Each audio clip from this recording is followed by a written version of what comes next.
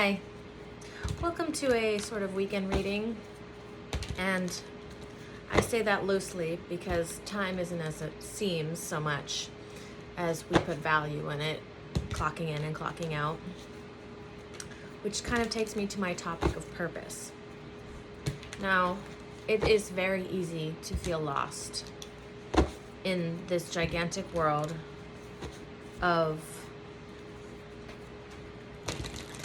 people posting, doing, presenting, projecting,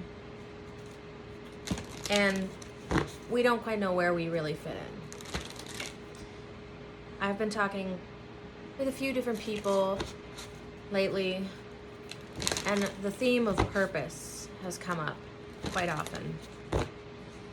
And so I think, and what I've gleaned from listening to people try to present themselves or even doubt their purpose or not be able to present themselves in a way that we would expect, because there's so much focus around, well, what am I doing here? What is my purpose? And because we can feel aimless and lost, purposeless, rudderless, and almost useless in some aspects when it comes to why are we here?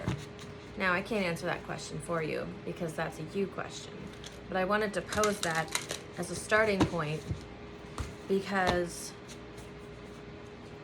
on a day like today, which is a Friday, where it's nice out, it's gonna be 5 o'clock soon. People are getting off of their scheduled work day. They are going to probably do a few things.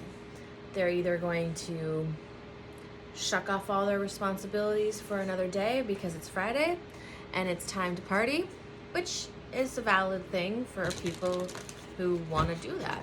There's no right or wrong answer. But it can serve as a distraction from deeper questions, and those questions maybe we haven't always had the time to think about during the week when we have to work for a living to afford certain, amenities, needs, places to live, food, bills, saving up for something, and we don't always have the time or energy or space to think, what am I doing here? What really am I doing here? And we can get lost down an existential rabbit hole almost as well, because we are encouraged not to think about that. There's so many things out there that we can do. There's so many things that are available for us to avoid that question.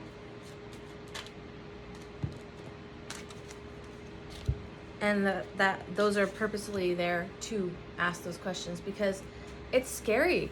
It's scary to get into that place where what am I doing here? What's my purpose? And we have the ability to take ourselves out of a 3D mentality and really take a deep look, which scares most of us because not that many people have chosen to do it or do it on purpose. It usually comes after when we get knocked off where we have built ourselves up to, in a sense, and it seems like we got a raw deal. We work so hard to create a certain status for ourselves, and then out of nowhere we get hit with an illness.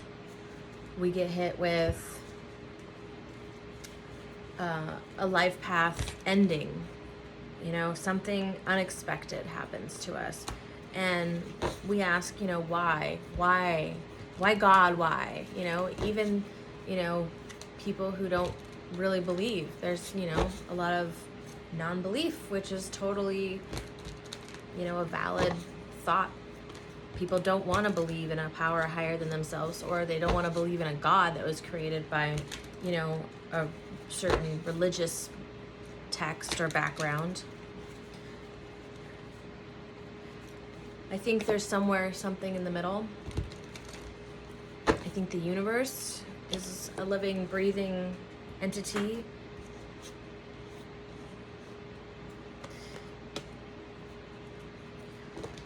But at some point in our lives, we'll always have this moment of just rock bottom thinking of, why isn't what I'm doing working?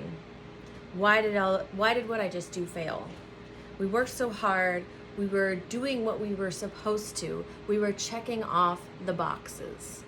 And I'm not here to wax on about what the purpose of life is and what we should be doing, because everybody has a different thought and everyone has a different goal. Everyone has a different job or placement or position that they're supposed to be acting out in this life. But we all have that in common, where we question ourselves. We have doubts, we have fears. It's a common thing for humans. Even if people don't project or show that they have fears, and they hide it with a tough exterior, with a confident exterior, with attention-seeking behaviors. We all fear failure, we all fear destitution, and we all fear being alone. Not having a community, not having connection. I think that's probably the biggest thing that drove despair, depression, anxiety, and suicidal ideation, especially during the pandemic.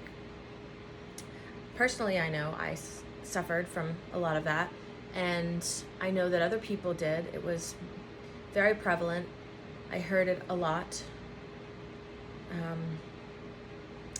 And I think it's important to address, because we can't really sweep under the rug anymore this idea that you have to just suck it up and just pretend and fake it till you make it.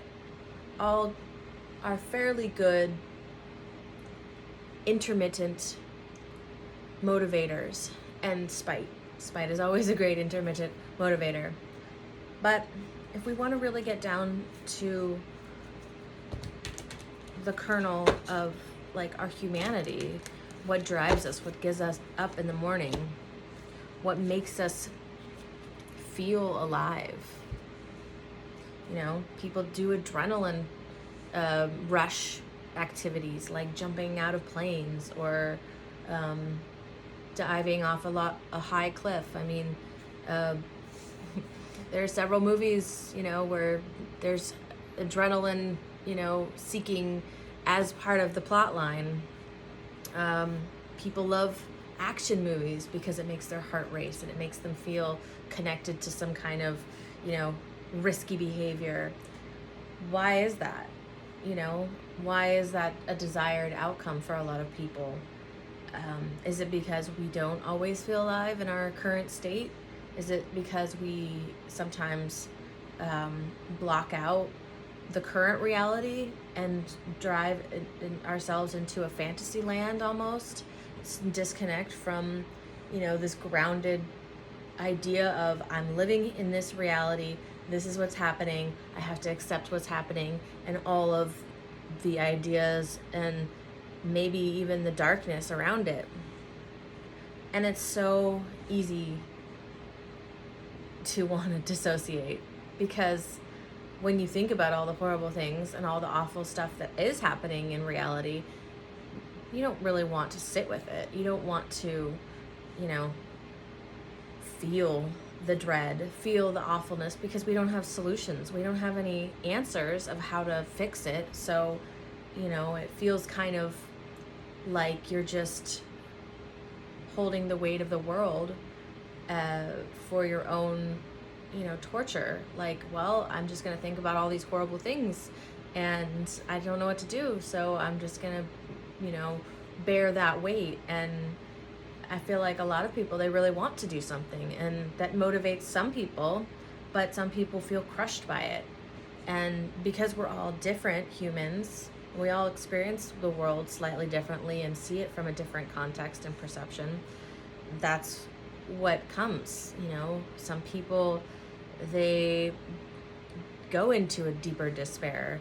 They feel their emotions even more deeply, and all of it is valid. Some people are called to act. Some people are called to, write things and make charitable donations, start companies and movements that will aid these kind of things. So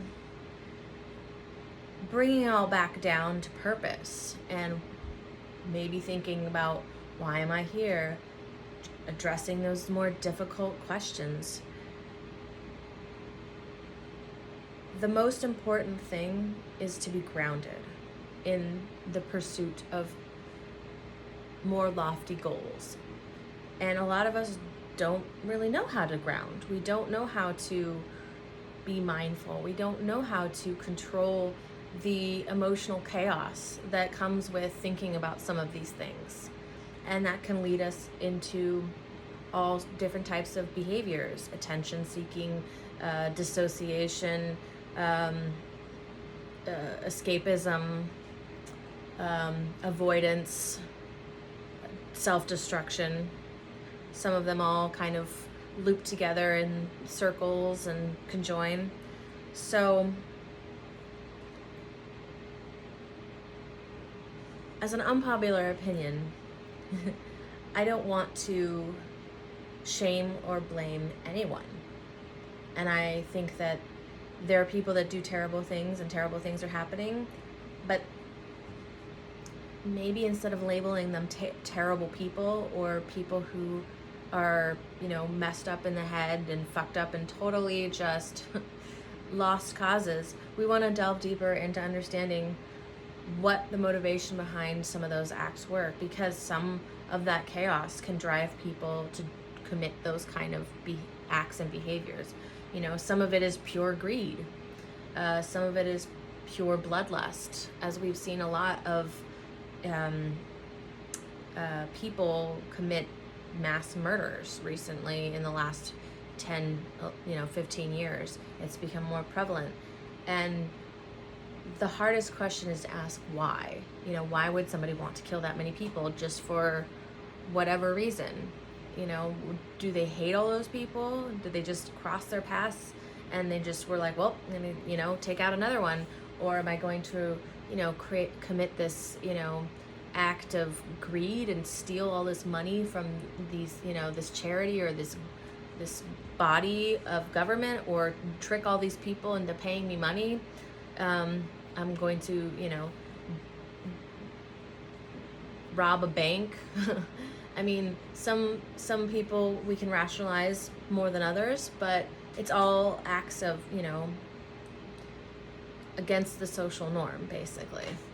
And we, it's a horrible thing to take someone's life, and it's a horrible thing to steal from people, but instead of focusing on that negativity of the action, we want to peel back the layer of why. And it all comes back to why. And I think it's the greatest question we can ask, because instead of labeling something as good or bad, which is all relative to a situation, you can be a good person and also do bad things. You can be a bad person and do a great thing and redeem yourself in some people's eyes. But we want to understand how to become grounded in our approach to looking at all of this, and not letting all of the emotions and all of the the labeling of the exterior cloud how we're kind of navigating, because then we can kind of get skewed into thinking a group think more than an individual think, which then leads us away from figuring out the purpose of the existence that we live. You know, why would we be all created and put on this planet to have all these people act against one another in various ways?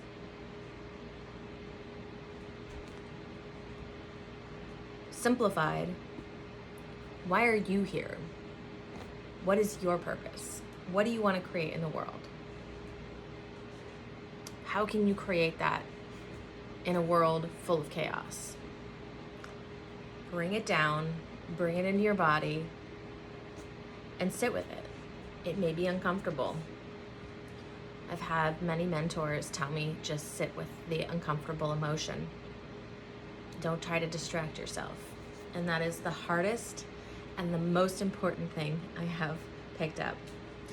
So, from the cards that I pulled for this weekend and the general energy around, a lot of it is about ending a cycle. And I think a lot of the cycles that we are ending are seeing the world from a certain viewpoint, a certain perspective. And that is so important, because to contribute and to create a world that we actually do want to see, we have to be able to see it from our unique and special perspective, rather than what the news wants to say, what our friends want to say, what the social media says, what this, you know, we see this person super successful. Why aren't we as successful as this person? Perhaps you are, but by the standards of society, maybe you're not. But if you were able to do certain things that you weren't able to do yesterday, if you were able to, you know, work through a certain emotional turmoil that you weren't able to a year ago, if you were able to dismiss a major disruption in your life, and I don't say that lightly as dismiss, but something happened, and normally it would totally dismantle you, but this time you were able to roll with the punches and move and choose a different direction. That is a success. It's about reframing. And currently, the study that I am engaging in is more about body awareness and body issues. And I think that's where we start with reframing and being in our body and being grounded, because we can see so many evidences of all different body types, all different ways that we are supposed to become as an attractive person, as a person that calls other people in, but yet it's all subjective. Attraction is subjective, and because what we see in media and what we see around in the world as acceptable, it colors our view, and it can make us feel really terrible if we do not live up to that standard. And so bringing it all back to grounding and purpose. Maybe our purpose isn't necessarily to be attracting or to be an ideal attractive, but to be attractive to ourselves and to put good energy and good purpose out into the world. And I say maybe, because I don't have all the answers either. And I think a lot of YouTube people and a lot of, people with podcasts would like to, kind of give the impression that they have answers. I like to pose more questions. I like to talk about information that I know, but I don't know all the information. So we have Sacred Journey and Winter's End, two cards that are talking about cycles and regeneration and rebirth, because once something ends, it doesn't mean it's the end of everything. It means it's the beginning of something else. And that's a really great reframe, because people can feel like when something is over, when they've finished something, there's a lack. There's, empty space.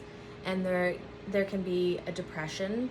There's a postpartum for kind of every, cycle and birth that we've created in our life.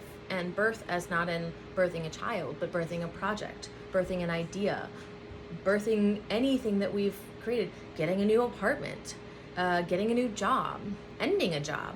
ending a friendship, starting a new friendship, creating a new project, all of these things. We are creators, we are masters of our own realm, and bringing back that power to ourselves can be amazing because it takes out a lot of the external noise and grounds us into our abilities that we all have, because we're all special, amazing people that have the ability to create what we desire, as long as we can believe that. And in our Rumi Oracle deck, I have the dissolving light, which is kind of like the end of a cycle. And I love the character on there. It's kind of like he's so bright, and then he is like shrinking down almost into this like insignificant darkness space. And it's very telling of cycles. And then we have this sacred phoenix heart. And as we all know, the phoenix is a code or a symbolism for rebirth and regeneration. So I feel like a lot of people will feel like there is a dying and a renewal, which can be painful. You know, it can be sad. There can be so many emotions. And it's important to sit with those emotions and not, you know, act out of fear and frustration and pain, because that can cause problems and issues and hurt people, and we don't want to necessarily cause those negative waves, or if you believe in karma, cause negative karma. And karma is neither good nor bad. It's just the flavor of what you are putting out there in the world. Now, this is the deck I was shuffling that had 2 cards fall out, and then I picked the third one because I was, you know, just called to, you know, clarify what had fallen out. But I love that these 2 cards came out together because it's a book and a letter.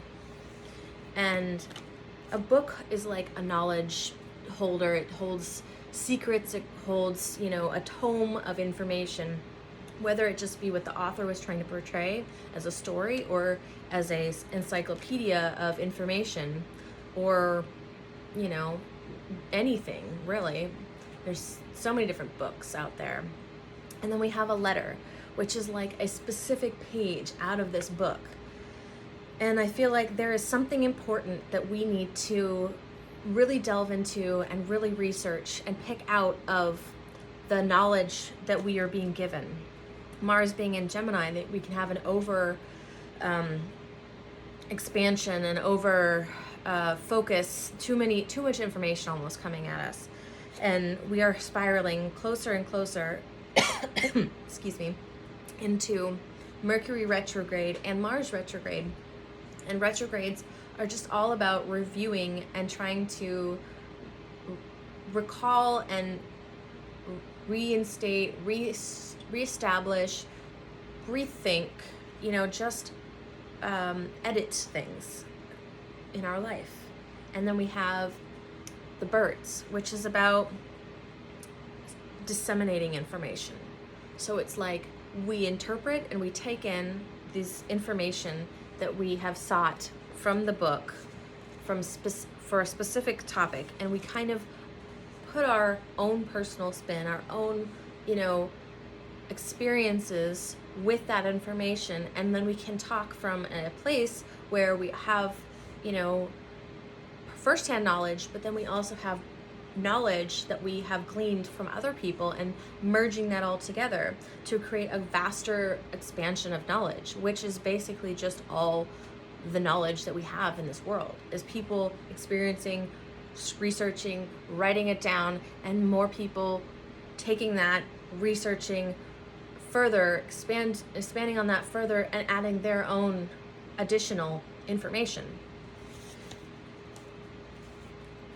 And then with the tarot cards, we also have the World card, which is why I laughed, because the World card is a cycle. It's the end of a cycle. It's the grand finale of what maybe we have learned in our life, and applying that and changing our direction. You know, it's not a failure. It's just something that we've picked up that now we understand fully. And we have this and it can also be travel, it can also be news, it can also be things that are larger than us in a grander scale from the world stage. And we have the Page of Pentacles, which is an opportunity. It's a message. It's a piece of information almost that has to do with maybe more tangible earthly pursuits, earthly gains. It could be, an ad or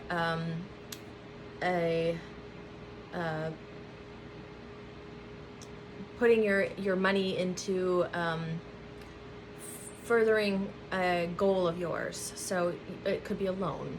It could be an offering of something. It's tangible. It's the earthly realm.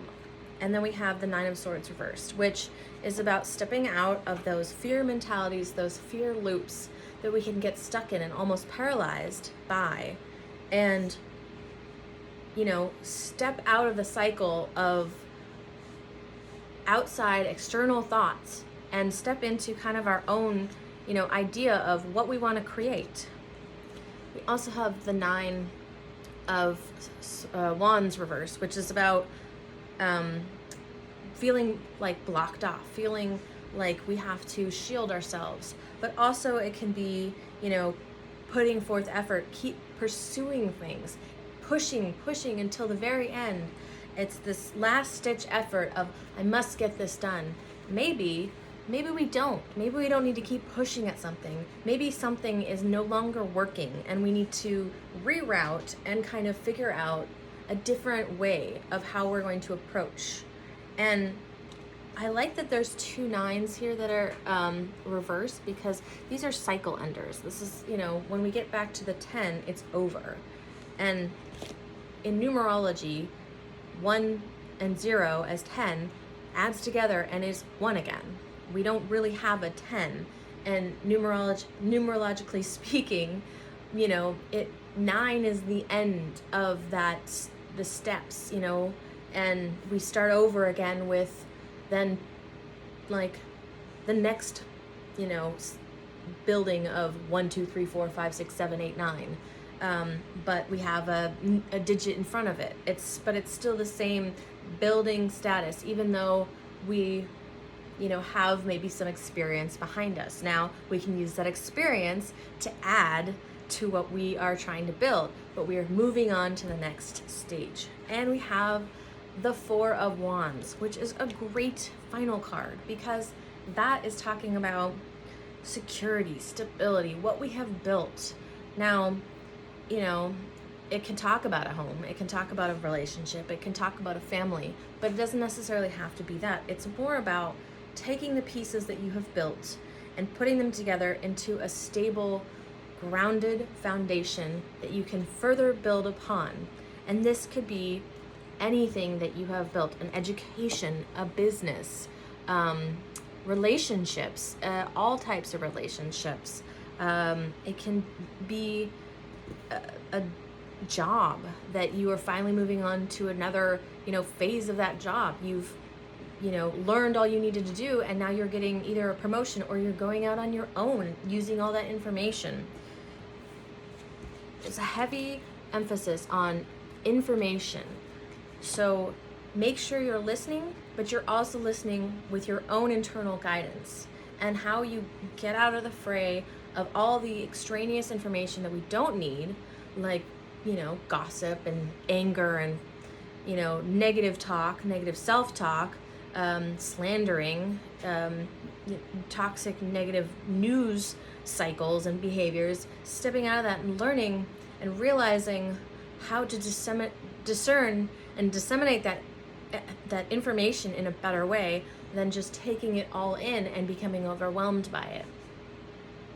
So on that note, I will leave the question of, what have you learned, and why do you think you've learned that, and how does that pertain to your purpose, and why do you think you're here on this planet Earth at this time?